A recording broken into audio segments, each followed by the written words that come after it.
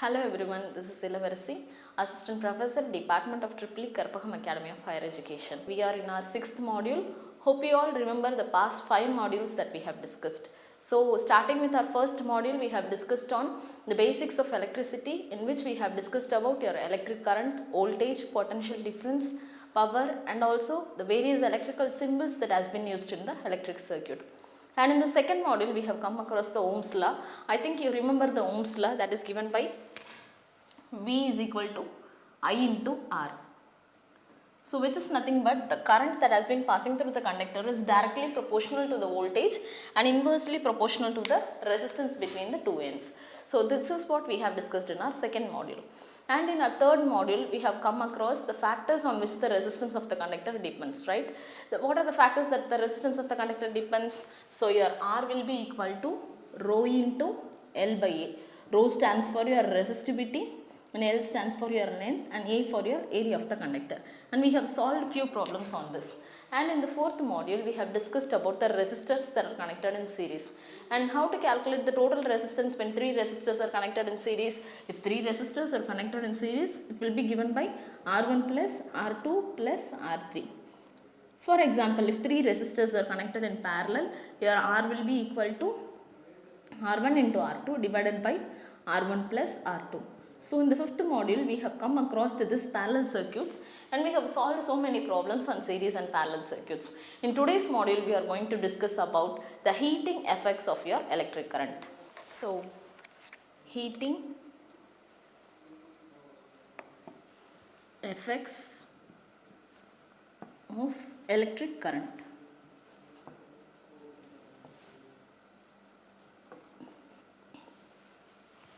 This factor we come across in our day-to-day life, be it an electric iron or electric heater or electric toasters or electric bulb. This main point is the thing that we need to remember, that is heating effect of electric current. So before going in depth about this, we need to remember the 4 basic concepts, that is Joule's heating effect, and the second thing is thermoelectric effect, third one is Seebeck effect, and the fourth one is Peltier effect. Remembering these basic effects that has been provided by the scientist, we can able to understand the concepts easily. The first one is Joule's heating effect. This heat, we call it as thermal, right? So when electric current passes through it, due to the heating effect, a thermal energy is produced, and that thermal energy has the capacity to provide an electromotive force, and that effect we call it as thermoelectric effect. So these are the two main concepts we need to remember. And coming to this Joule's heating effect, as I told you, I am having a current that is passing through it, which a resistor, right? So between two conductors we have a potential difference. So this current will pass through a time t, right? So combining all these things, my resistance, okay, joined to this, we are having an voltage of potential difference and time t. So what happens? The work done as well as the potential energy spent will be given by W will be equal to V into I into T. So your voltage, current and time. So what happens here is, as I told you, sometimes this will be dissipated in the form of heat, right? So because we don't have any external device, at that time the heat produced will also be given by H is equal to V into I into T. I am saying that I am having a resistance, right? So if I am having a resistance, as per Ohm's law, I know that V is equal to I into R. This is my Ohm's law. So the heat dissipated or heat energy developed will be given as H is equal to, instead of V, I am replacing it at IR. Already I am having an I over here, so T is here. So this equation can be written as H is equal to I square RT. This expression has been verified by Joule, and we call this expression as Joule's law of heating. This was experimentally verified by Joule. So for example, if I am saying that I am having a wire of resistance 10 ohms and 5 amps current is flowing through it.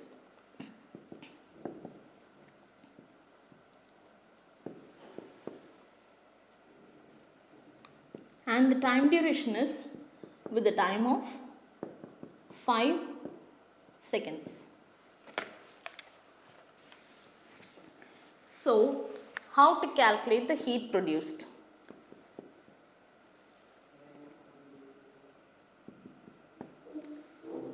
So, my resistance is 10 and my current is 5 and time is also 5. Since it is seconds, 5 into 60. So, 5 6 are 30. So, we have 300 over here. So, my heat produced formula H will be equal to I square R into T, right?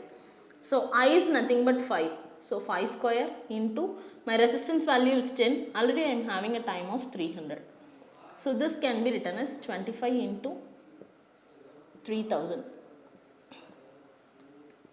So, 75,000 joules is what is the heat developed in a conductor. So, this is how I need to calculate the heat produced. So, coming to the next part. So, we have finished our discussion on Joule's heating effect and also the thermoelectric effect. So, this thermal energy has a ability to produce an electromotive force and that is how we call it as thermoelectric. And the third one is Seebeck effect. Seebeck effect. He discovered that I am having two junctions, junction A and junction B. I am having two different metals.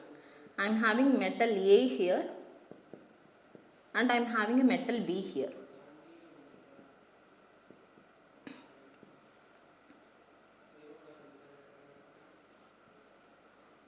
So, what he says is that I am having two metals and these two metals are maintained at two different temperatures. Suppose here I am having a cold, in the sense at this junction it will be hot. So, two junctions are maintained at two different temperatures. As an effect, what happens? An EMF will be produced or a voltage will be generated. That is what the Seebeck says. And a current when passes through it, because of this EMF developed, we call it as thermoelectric current. And these two dissimilar junctions joined together to form a thermocouple. This is what has been provided by your Seebeck. And the next one is your Peltier effect. In case of Peltier effect, the same thing. I am having two junctions. For suppose I am having a copper metal here, ferrite metal here, two junctions. As I told you, current will flow through it and current will flow through this part also, right? So, if current flows from copper to ferrite, he says that the energy that is absorbed in first junction to the second junction. Sometimes if it is hot, when current flows from one junction to another junction, this is getting absorbed by the next junction. So, what happens? This becomes cold and this junctions become hot. In case 1, first case, when current flows from copper to ferrite. So, the first junction will becomes cold. And in second case, if current flows from ferrite to copper, what happens? This is the reverse case, ferrite to copper. So, this junction will become cold and this junction will become hot. This is what the effect that has been delivered by your Peltier. So, these are the four main concepts we need to remember in case of heating effects of electric current. What are the major electrical appliances that we use in our day-to-day life? Use these effects is like that. We come across electric bulb, right? First one is your electric bulb. Second one is the electric iron. And third one is electric fuse. And fourth one is electric heater. Few applications I am going to discuss with you. And the first one is your electric bulb. As we all know, in your electric bulb, we have a thick metal that we call it as a tungsten metal. When this tungsten metal is placed in an inert environment, that is in the inert environment we have a natural gas as well as what happens, we have some vacuum, right? Neutral gas or vacuum will be there. So in that case, when current passes through this tungsten metal, what happens? It gets heated up and that heat will be liberated and that will be converted into light energy. So the energy that is absorbed from the circuit has been transferred as a heat energy, few will be delivered as a light energy. That is what happens in case of your electric bulb. The second one is your electric iron. In case of your electric iron, we have an insulating material, we call it as mica, and we have a metal plate. And also we have a coil, and that coil is nothing but iron. So the mica as well as the insulator is placed in between your coil and the metal plate. When current passes through this coil, what happens? Heat will be liberated and that heat will be transferred to the metal plates by means of this mica. And this metal plates, when it heated, that will be used to iron our clothes. This is what is the concept that has been used in our utilizing the heating effect in our electric iron. And the third one is electric fuse. Why we are going for fuse is that in any electrical instruments, what happens? Sometimes due to excessive current, our instruments will get burned down, or it will sometimes lead to fire also. So when using this electric fuse, we will be having a metal of low melting point. That is a wire of low melting point.